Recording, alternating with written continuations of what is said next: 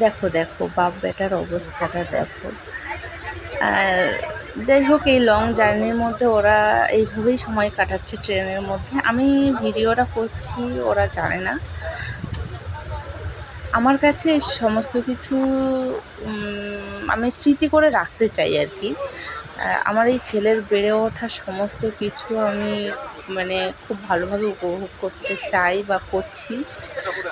এবং আমি চাই যে ও বড় হয়ে জিনিসগুলো দেখবে। আমি ফেসবুকে, ইউটিউবে পোস্ট করে রাখবো।